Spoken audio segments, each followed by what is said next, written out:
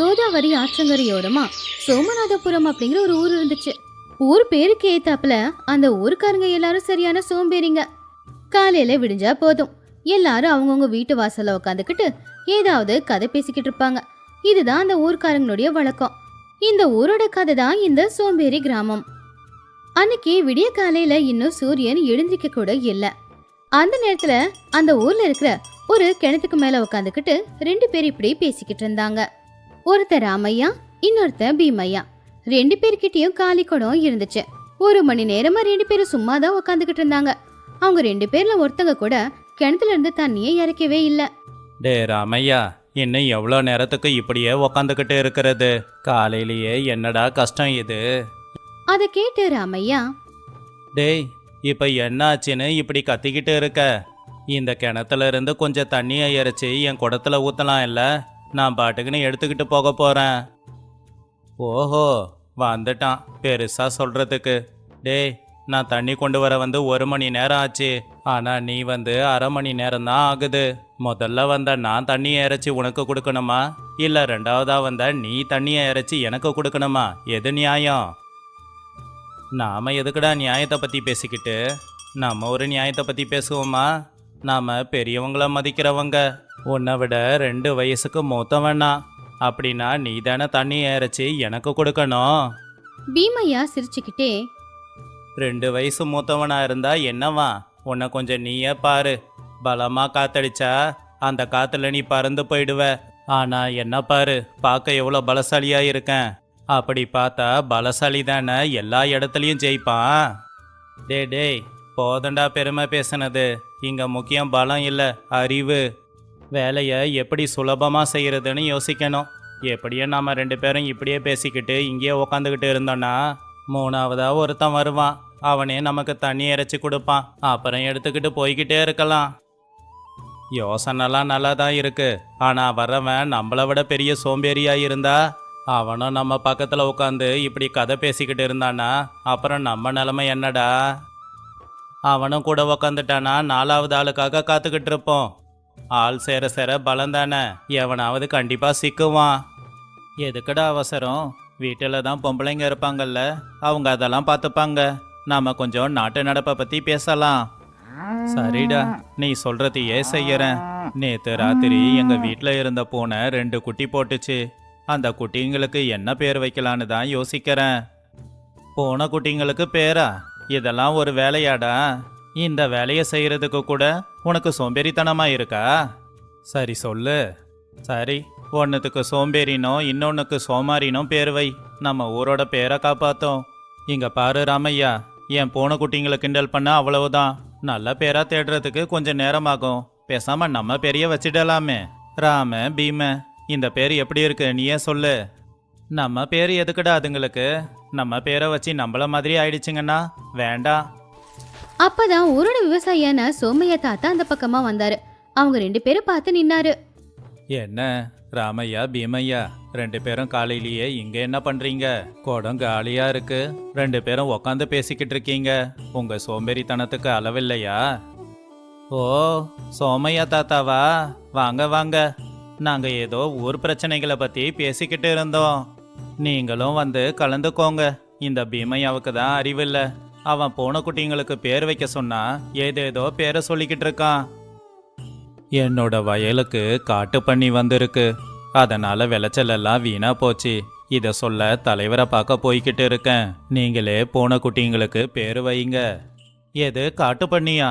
அது ஊருக்குள்ள வந்தா நம்ம நிலைமை என்னாகிறது? ராமையா, உடனே ஒரு சங்கத்தை ஏற்பாடு பண்ணி அதை எப்படி துரத்துறதுன்னு பேசணும். ஆமா, சோமையா தாத்தா, நீங்க தலைவரை பார்க்க போங்க. நாங்க இங்கேயே உக்காந்து அந்த பண்ணியை எப்படி விரட்டுறதுன்னு யோசிச்சு வைக்கிறோம். சீக்கிரமா தலைவரை போய் பார்த்து எல்லாத்தையும் சொல்லுங்க. அதை கேட்டு சோமையா தாத்தா, உங்க யோசனையெல்லாம் நீங்களே வச்சுக்கோங்க, நான் கிளம்புறேன் அப்படின்னு சோமையா தாத்தா தலைவரோட வீட்டுக்கு போனாரு. பாத்தியா ராமையா, நம்ம புத்திசாலித்தனத்தை. இப்ப சோமையா போய் தலைவர்கிட்ட சொல்லுவான். தலைவர் ஆளுங்களை அனுப்புவாரு. அவங்க பண்ணியே விரட்டிடுவாங்க. நமக்கு எந்த வேலையும் இல்லை. ஆமாண்டா, கொஞ்சம் அறிவு இருந்தா போதும். எந்த வேலையும் சுலபமா செஞ்சு முடிக்கலாம். சரி சொல்லு, பூனைக்குட்டிங்களுக்கு என்ன பேர் வைக்கலாம்? ஊரோட தலைவர் வீடு ஊர் எல்லையில பெருசா இருந்துச்சு. ஆனா அவர் எப்பவுமே அவரோட வீட்டு திண்ணையில ஒரு நாற்காலியில சாஞ்சபடிதான் உக்காந்துக்கிட்டு இருப்பாரு. அவருடைய கண்ணு அசையும் போது ஊர்ல இருக்கிற எல்லா வேலைகளும் நடந்து முடிஞ்சிடணும்னு நினைப்பாரு. ஆனா அந்த கண்ணை அசைக்கிறதுக்கும் கூட அவருக்கு சோம்பேறித்தனம் தான். சோமையா தாத்தா ரொம்பவும் பதட்டமா தலைவர்கிட்ட வந்தாரு. அவரு தலைவருக்கு முன்னாடி நின்னுக்கிட்டு இருந்தாரு. தலைவர் கண்ணு மூடி உக்காந்துருந்தாரு. அப்போ சோமையா தாத்தா, ஐயா, ஜமீன்தார் ஐயா, எல்லாம் முழுகி போகுதுங்க. தலைவர் கண்ணு திறக்காமலேயே, என்ன சோமையா, எதுக்காக இப்ப கத்தி என்ன எழுப்புற? நல்லா தானே தூங்கிக்கிட்டு இருந்த. ஊருக்குள்ள என்ன வெள்ளமா வருது? வந்தா வரட்டும் விடு. தண்ணி 2 நாள்ல போயிட போகுது. அதுக்கு எதுக்கு இப்படி கத்துற? ஐயோ ஐயா, ஆத்து தண்ணி ஊருக்குள்ள வரலங்க. என் வயல் தான் வீணா போகுது. காட்டு பண்ணி வந்து என் வயல் விளைச்சல் எல்லாத்தையும் கெடுத்துடுச்சு. நீங்க தான் எதுனா செய்யணுங்க ஐயா. அப்ப தலைவர் மெதுவா கண்ணு திறந்து, என்னது, காட்டு பண்ணியா? அதை எதுக்கு என்கிட்ட வந்து சொல்ற? ஊர்ல தான் இவ்வளோ பேர் இருக்காங்கல்ல, யாரையாவது கூட்டிட்டு போய் அதை துரத்தி அனுப்ப வேண்டியது தானே. அதை விட்டுட்டு என்கிட்ட வந்து சொல்றியே. நீங்க தானுங்க ஐயா ஊர் தலைவர். நீங்க சொன்னாதான் எல்லாரும் கேட்பாங்க. நான் தனியா போய் அது கூட சண்டை போட முடியாதுங்களே. அது என்ன குத்திட்டா என் குடும்பத்தோட நிலைமை என்ன ஆகும்? அப்ப தலைவர் பெருமூச்சு விட்டு, சரி சரி, உன் தொல்லை தாங்க முடியல. டே ரங்கா. அப்ப ரங்கா உள்ள இருந்து வந்தான். கூப்பிட்டீங்களா ஐயா? போடா, போய் ஊருக்குள்ள இருந்து ஒரு 4 பேரை கூட்டிட்டு வா. நம்ம ராமையா பீமையா எல்லாரையும் கூட்டிட்டு வா. ஒரு முக்கியமான விஷயம் பேசி ஆகணும். எல்லாரும் இங்க எதுக்குங்க ஐயா வரணும்? உடனே போய் அதை துரத்த வேணாமா? இங்க பாரு சோமையா, எதையுமே பொறுமையா யோசிச்சு செய்யணும். முதல்ல ஒரு வேலைக்கு ஒரு சங்கம் வேணும். அப்புறம் தானே எதையும் செய்ய முடியும். அப்படி பண்ணாதான் வேலை சுலபமாகும். நாம நேரா போனோம்னா அது நம்மள முட்டி தள்ளிட்டு போயிடும். நாம என்ன பண்றதுன்னு எல்லாரும் உக்காந்து குழுவா அமைதியா யோசிக்கலாம். நீ ஒன்னும் கவலைப்படாத, உன் வயலுக்கு எதுவும் ஆகாது. கொஞ்ச நேரத்துல ராமையா பீமையா கங்கையா எல்லாருமே தலைவரோட வீட்டுக்கு வந்து தலைவர் வீட்டு திண்ணையில உக்காந்துக்கிட்டு இருந்தாங்க. அப்ப தலைவர் ரொம்ப கம்பீரமா, எல்லாரும் கேளுங்க, நம்ம ஊருக்கு ஒரு ரொம்ப பெரிய பிரச்சனை வந்திருக்கு. ஒரு வீணா போன காட்டு பண்ணி நம்ம சோமையாவோட வயல்ல புகுந்து அவனுடைய வயல்ல இருக்கிற விளைச்சல் எல்லாத்தையும் வீணாக்குதாமா. அதை நாம எல்லாரும் எதிர்த்து நிக்கணும். இதுக்கு உங்களோட கருத்துக்கள் என்ன? ஐயா, என்கிட்ட ஒரு யோசனை இருக்கு.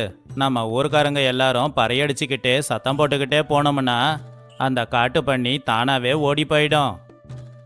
அப்போ ராமையா குறுக்குல வந்து, அட நீ வேற ஐயா, நாம கத்தனோம்னா நம்ம உடம்புல இருக்கிற பலம் எல்லாமே போயிடும். அப்புறம் தப்பு அடிச்சோன்னு வச்சுக்கோ, நம்ம கையெல்லாம் வலிக்கும். இவ்வளோ கஷ்டப்பட்டு இதெல்லாம் நம்ம செய்யணுமா? நம்ம ஆரோக்கியம் நமக்கு முக்கியம் இல்லையா? என்கிட்ட இதுக்கு வேற யோசனை இருக்கு. என்ன யோசனை ராமையா, சொல்லு. நாம ஒரு சோளக்காட்டு பொம்மைய பண்ணலாம். அது நடுவுல ஒரு குச்சியை வச்சு வயல்ல வச்சோன்னு வச்சுக்கோங்க. காட்டு பண்ணி மனுஷங்க வராங்கன்னு ஓடி போயிடுமே. அப்புறம் நமக்கு எந்த கஷ்டமும் இல்லை. ஒரு தடவை செஞ்சிட்டா எப்பவும் நமக்கு தீர்வா இருக்கும். அதை கேட்டு பீமையா தலையாசிச்சு, இது நல்ல யோசனை ராமையா. எந்த கஷ்டமும் இல்லாம நம்ம பிரச்சனைக்கு தீர்வு கிடைச்சிடுச்சு. ஐயா, ராமையா சொன்னதையே செய்யலாமே. சோளக்காட்டு பொம்மை யோசனை நல்லா தான் இருக்கு. ஆனா அதை தயார் பண்ணணும் இல்ல. அதுக்கு குச்சி வேணும், பானை வேணும், துணி வேற வேணும். இது எல்லாத்தையும் யார் கொண்டு வர்றது, யார் தயார் பண்றது? இதுல என்னங்க ஐயா இருக்கு? எல்லாருமே பகிர்ந்து செய்யலாம். இதோ இந்த ரங்கையா போய் கம்பத்தை கொண்டு வரட்டும். எப்படியும் சோமையாக்கு தானே நஷ்டமாகுது. அதனால அவருடைய பழைய துணியை கொடுப்பாரு. பீமையா வீட்டில் பானை இருக்கும், அவன் பானையை கொண்டு வந்து தருவான். நான் இது எல்லாத்தையும் ஒன்றா சேர்த்து பொம்மை தயார் பண்ணுறேன். நான் செய்கிற வேலை தான் ரொம்ப பெருசு. நான் எதுக்கு கம்பத்தை கொண்டு வரணும்? எனக்கு இடுப்பெல்லாம் வலிக்குது. என் துணிங்க எல்லாம் கிழிஞ்சி போச்சு. மாற்றி போட்டுக்கவே துணி இல்லை. எங்கேருந்து பழைய துணி வரும்? என்னோட வீட்டிலையும் எந்த பானையும் இல்லை. எல்லாத்துலேயும் ஏதோ போட்டு வச்சிருக்கேன். அதை கேட்டு தலைவர், பாத்தீங்களா, வேலையே ஆரம்பிக்கல, அதுக்குள்ள எல்லாரும் சாக்கு சொல்றீங்க. சரி, இப்ப நான் ஒரு யோசனைய சொல்றேன். நாம எல்லாருமே சோமையா வயலுக்கு போகலாம். அங்கேயே உக்காந்துக்கிட்டு இருக்கலாம். எப்படியும் காட்டு பண்ணி வரும். வந்த உடனே எல்லாரும் ஓன்னு கத்தலாம். அது பயந்து போய் காட்டுக்குள்ளேயே திரும்ப ஓடிடும். ஐயா, இந்த யோசனை நல்லா இருக்கு, நான் இதுக்கு ஒத்துக்கிறேன். ஆனா சோமையா வயலுக்கு நடந்து போனா கால் வலிக்குமே. நாம இங்கேயே உட்காந்து கத்தலாம், பண்ணிக்கு கேட்காதா என்ன? தலைவர் தலையில கை வச்சு, உங்களை வச்சுக்கிட்டு எதுவுமே செய்ய முடியாது. சரி, இந்த பஞ்சாயத்துக்கு இப்போதைக்கு நான் வாய்தா போடுறேன். நாளைக்கு காலையில ஒரு நல்ல யோசனையோட வாங்க, அப்ப நாம இதுக்கு ஒரு முடிவெடுக்கலாம். இங்க பாரு சோமையா, இன்னைக்கு ராத்திரி உன் வயலுக்கு நீ காவல் இரு. சோமையா அதை கேட்டு ரொம்ப சோகமா, என் தலையெழுத்து, என் வயலாச்சே, நான் தான் காவலுக்கு இருக்கணும். நீங்க எல்லாம் நல்லா தூங்குங்க. அப்படின்னு சோகமா அங்கிருந்து போயிட்டாரு. அப்போ ராமையா, பாத்தியாடா பீமையா, பிரச்சனை அவந்துங்கிறதால அவன் தான் அதை சரி பண்ணிக்கணும். தேவையில்லாம நாம ஏன் மூக்க நுழைக்கணும்? சரி வா, கிணத்துக்கு போய் தண்ணி எடுக்கிற வேலையை பார்க்கலாம்.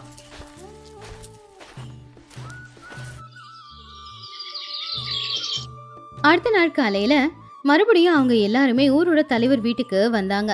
ராத்திரி முழுக்க நல்லா தூங்கிட்டாங்க. அதனால யாரும் புதுசா எந்த யோசனையோடவும் வரவே இல்லை. ஆனா பாவம் சோமையா மட்டும் ராத்திரி முழுக்க வயலுக்கு காவலு காத்துக்கிட்டு இருந்ததுனால அவருடைய கண்ணெல்லாம் செவந்து போயிருந்துச்சு. அப்பதான் பக்கத்து ஊரான ராமாபுரத்துல இருந்து சுப்பையா அப்படிங்கிற ஒருத்தன் அந்த ஊருக்கு வந்தான். சுப்பையா ரொம்ப புத்திசாலி. அவனை பார்த்தாலே அவன் ரொம்ப தெளிவானவன்றது எல்லாருக்குமே தெரியும். அந்த சோம்பேறி கூட்டத்தை பார்த்து அவன் அங்கேயே நின்னான்.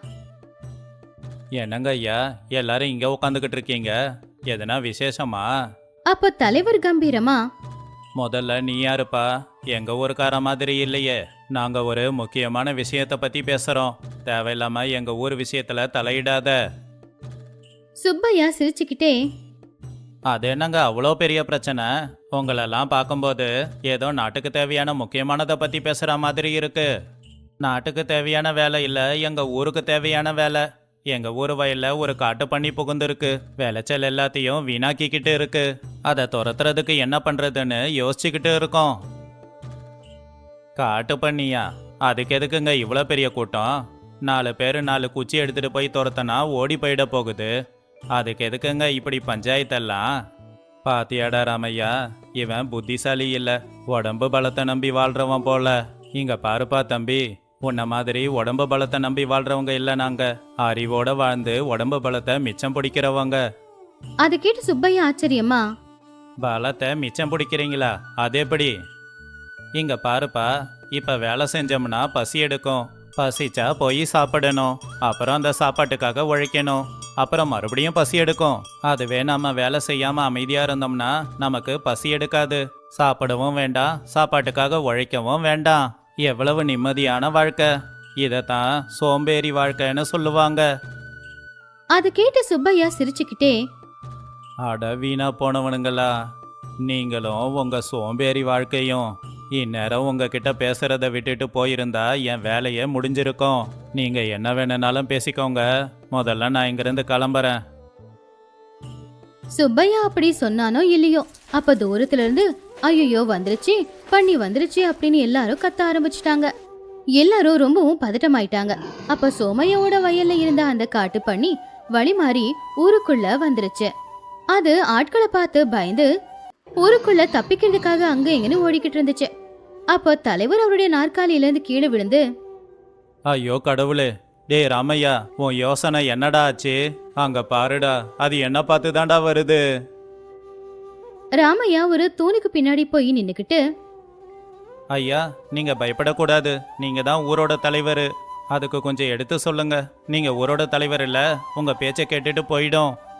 பீமையா வீட்டு கூரை மேல ஏறி உக்காந்து, டே ராமையா, சொன்னா கேக்குற மாதிரி தெரியல. அதோட பள்ளி எவ்வளவு கூரா இருக்கு பாரு. டே ரங்கையா, நீ பலசாலி தானே, பண்ணி கூட போய் சண்டை போடுடா. ரங்கையா மரத்துல ஏறி, என் பலமெல்லாம் மரம் ஏறவே சரியா போச்சு. பண்ணி கூடலாம் சண்டை போட முடியாது. சோமையா, அது உன்னோட பண்ணி தான். நீ ஏன் அதுகிட்ட போய் பேசு. சோமையா அழுதுகிட்டே, என்னோட பண்ணியா? நானா அதை வளர்த்துக்கிட்டு இருக்கேன்.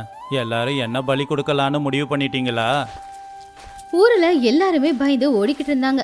ஒருத்தங்களை இன்னொருத்தங்க பிடிச்சு தள்ளி ஒருத்தங்க மேல ஏறி குதிச்சு போய்கிட்டு இருந்தாங்க. எல்லாரும் கிடைக்கிற இடத்துல ஒளிஞ்சிக்க ஆரம்பிச்சாங்க. அந்த காட்டு பண்ணி ஆட்களை பார்த்து இன்னும் அதிகமா பயந்து ஒரு சின்ன பையனை மோதுறதுக்காக வேகமா போய்கிட்டு இருந்துச்சு. ஆனா இந்த கதையில பசங்க யாரும் இல்லைங்கிறதுனால அது தலைவரோட நாற்காலி பக்கம் ஓடிக்கிட்டு இருந்துச்சு. என் நாற்காலி, என்னோட சிம்மாசனம், யாராவது அதை காப்பாத்துங்கடா. எல்லாரும் பார்த்துக்கிட்டு இருக்கும்போது சுப்பையா கொஞ்சம் கூட பயப்படாம தைரியமா முன்னாடி வந்தான். பக்கத்துல இருந்த ஒரு பால் கேனை அவன் சத்தமா தட்டினான். அதுக்கப்புறம் சத்தமா கத்தினான். ஹொய் ஹொய் ஹொய். அந்த பெரிய சத்தத்தை கேட்டு அந்த காட்டு பண்ணி காட்டு நோக்கி போயிடுச்சு. காட்டு பண்ணி போனதும் மறுபடியும் அந்த ஊரு அமைதி ஆயிடுச்சு. மரத்துல ஏறினவங்க, தூணுக்கு பின்னாடி ஒளிஞ்சவங்க, கூரை மேல ஏறி ஒளிஞ்சவங்க எல்லாரும் கீழே இறங்கி வந்தாங்க. அப்போ ஊர் தலைவர் எல்லாரையுமே பார்த்து, பாத்தீங்களா, என்னோட திட்டம் வேலை செஞ்சிருக்கு. நாம எல்லாரும் ஒன்னா சேர்ந்து கத்தனதால பண்ணி ஓடிடுச்சு. நான் தான் சொன்னேன்ல, ஒற்றுமை தான் நம்மளோட பலம். அப்ப ராமையா தலைவரை பார்த்து, ஐயா மன்னிச்சிடுங்க ஐயா, நம்ம யாருமே கத்தவே இல்லை. எல்லாரும் பயந்து போய் உக்காந்துக்கிட்டு இருந்தோம். கத்தனது அந்த சுப்பையா தான். ஆமாங்க ஐயா, எல்லாரும் பயந்து போய் ஒளிஞ்சுக்கிட்டு இருந்தோம். அவன் தான் பண்ணிய விரட்டனான். 2 நாளா செய்யாத வேலைய 2 நிமிஷத்துல செஞ்சிட்டாங்க ஐயா. எல்லாரும் சுப்பையா பக்கத்துல வந்து, தம்பி, உனக்கு தைரியம் அதிகம் போலையே, பயமா இல்ல? சுப்பையா சிரிச்சுக்கிட்டே, ஏன் பயம் இல்ல, எனக்கும் தான் பயமா இருந்துச்சு. ஆனா பயந்து போய் உட்காந்தா வேலை நடக்குமா? அதான் எனக்கு என்ன தோணுச்சோ அதை பண்ண. ஆனா இதுக்கு நீ முன்னாடியே திட்டம் போட்டு இருக்கணும். பண்ணி வந்ததும் நேரா போய் அதை விரட்டினது தப்பு. அது உன் மேல மோதி இருந்தா என்ன இருக்கும்? இங்க பாருங்க, நீங்க என்ன பண்றதுன்னு யோசிக்கவே 2 நாள் எடுத்துக்கிட்டீங்க. அந்த 2 நாளா அந்த பண்ணி சோமையா வயலை தானே வீணாக்குச்சு. நேரம் ஆக ஆக அவருக்கு தானே நஷ்டம் அதிகம்.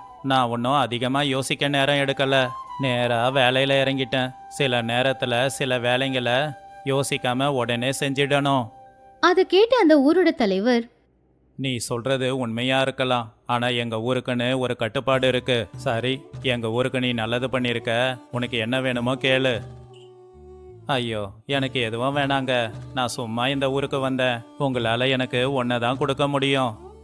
என்னது அது? இன்னையில இருந்தாவது இந்த சோம்பேறித்தனத்தை விடுங்க.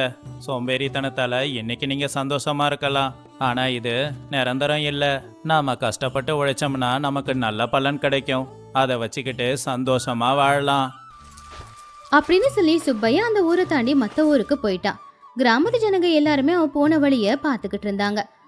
தடவையா அந்த ஊர் ஜனங்களுக்கு திடீர்னு ஒரு புது யோசனை வந்துச்சு. அன்னைக்கு நடந்த அந்த நிகழ்வு அந்த ஊரை சேர்ந்த ஜனங்க மேல ஒரு பெரிய தாக்கத்தை தான் ஏற்படுத்துச்சு. அவங்க எல்லாரும் ஒரே நாள்ல எல்லாம் மாறிடல, ஆனா கொஞ்சம் கொஞ்சமா அவங்க யோசிக்கிற விதத்தை அவங்க மாத்திக்க ஆரம்பிச்சாங்க. ஒரு நாள் பீமையா ராமையா பக்கத்துல உட்காந்துக்கிட்டு, என்னடா ராமையா, இன்னைக்கு நாம தண்ணி இறைக்காம யாருக்காவது காத்துக்கிட்டு இருக்கலாமா? ராமையா ஒரு பெருமூச்சு விட்டு கிணத்து வாளிய கையில எடுத்துக்கிட்டு, வேணாண்டா பீமையா, அந்த சுப்பையா சொன்னது இன்னும் என் காதுல கேக்குது. சில யோசனைய செய்ய திட்டம் போட தேவையில்லை, உடனே செஞ்சிடணும், அவ்வளவுதான் அப்படின்னு சொல்லி ராமையா வாளிய கிணத்துக்குள்ள போட்டான். தண்ணிய எரிச்சு முதல்ல அவனுடைய குடத்துல ஊத்திக்கிட்டு அதுக்கப்புறம் பீமையாவோட குடத்துலயும் தண்ணிய ஊத்துனான். அத பார்த்து பீமையா, டே ராமையா, நான் பாக்குறதெல்லாம் உண்மைதானாடா? ராமையா சிரிச்சுக்கிட்டே, ஆமாண்டா, நானே தான். தினமும் உன் கூட வாக்குவாதம் பண்றதுலயே பலம் எல்லாம் போகுது. அதை வச்சு தண்ணி இறைக்கலான்னு இன்னைக்கு தான் தெரிஞ்சுக்கிட்டேன். சரி வா போலாம்.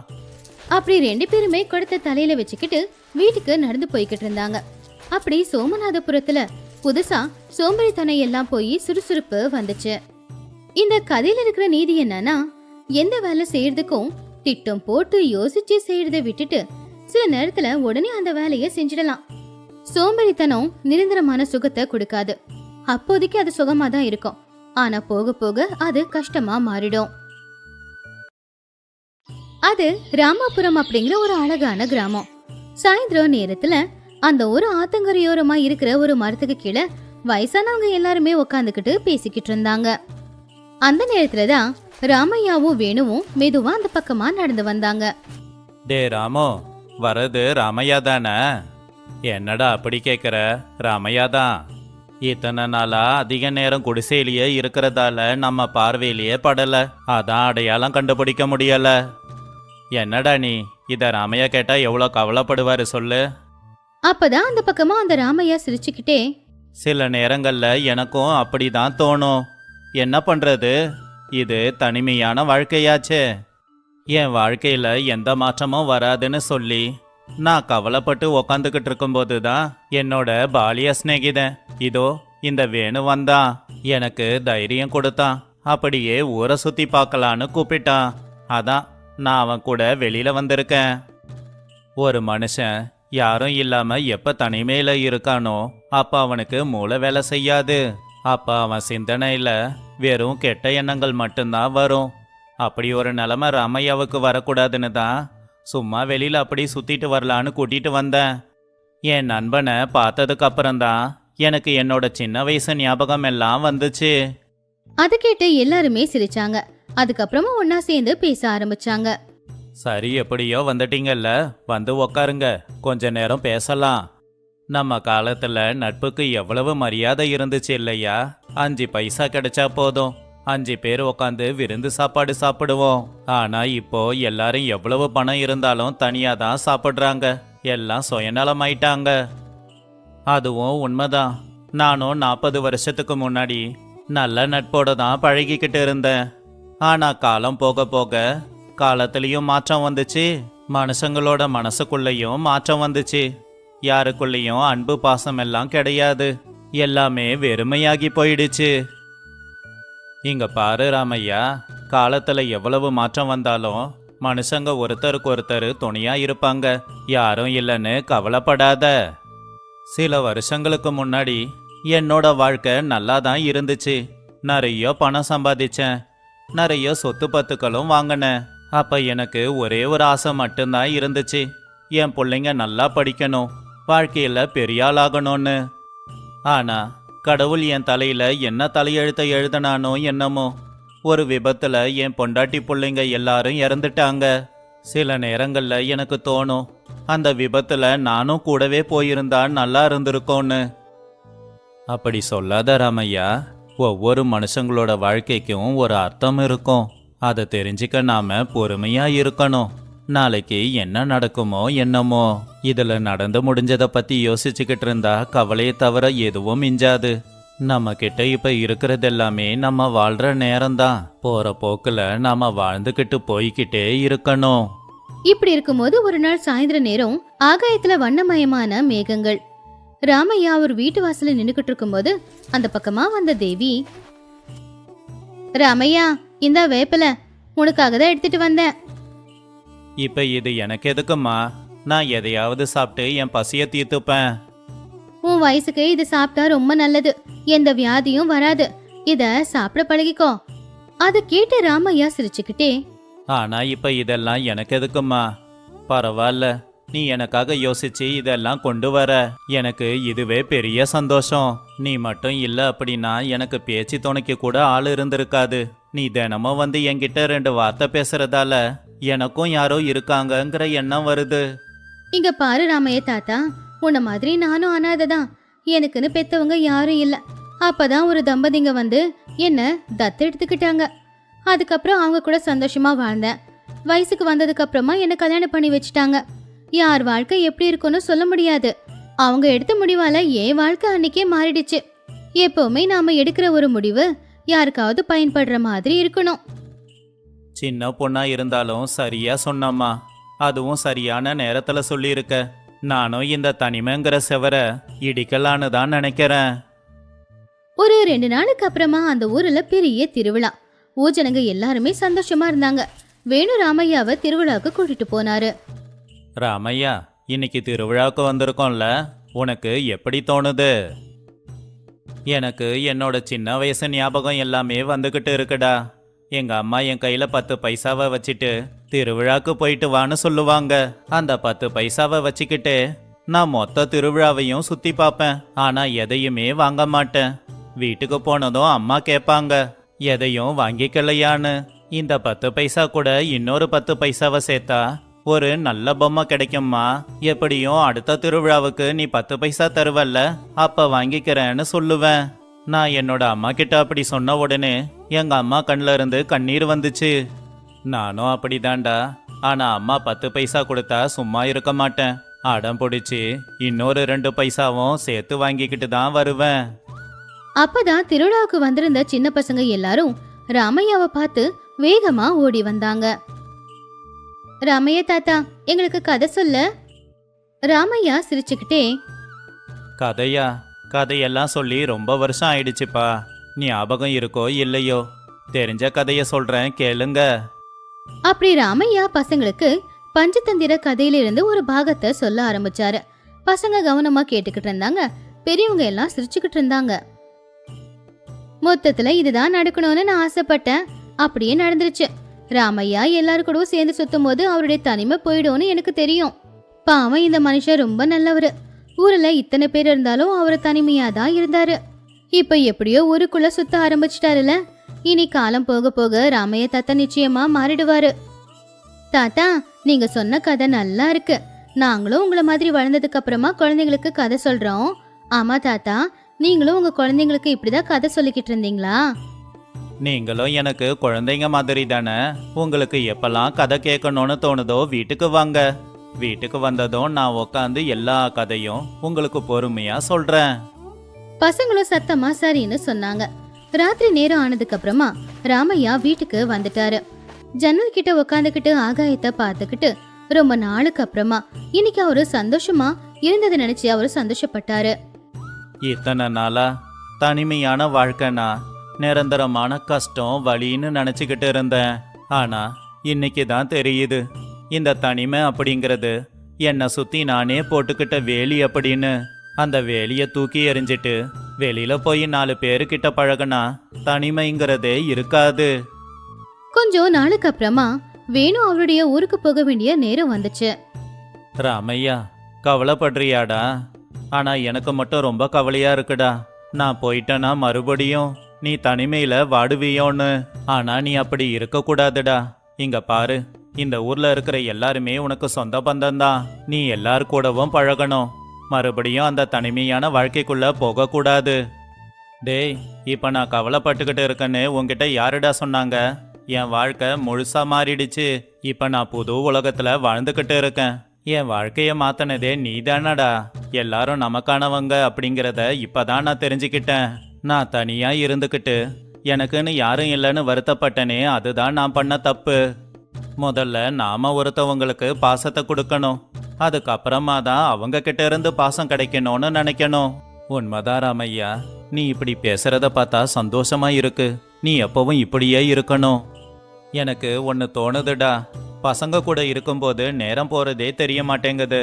நான் தினமும் பள்ளிக்கூடத்துக்கு போய் பசங்க கூட நேரத்தை செலவிட போறேன். நான் அவங்களுக்கு நிறைய கதைகள் சொல்ல போறேன். நீ எனக்கு சொல்லி கொடுத்த பாடத்தை மட்டும் நான் எப்பவுமே மறக்க மாட்டேன்டா. நீ சொன்னல்ல, தனிமைங்கிறது நமக்கு நாமளே போட்டுக்கிற வேலின்னு, அதை நான் எப்பவுமே மறக்க மாட்டேன். இனிமே நான் எல்லார் கூடவும் பாசத்தோட பழக போறேன். இது நல்ல யோசனை தான் தாத்தா. உனக்கு என்ன பிடிச்சிருக்கோ அதை பண்ணு. உனக்கு ஏதாவது உதவி வேணும்னா என்கிட்ட சொல்ல, நான் செய்யறேன்.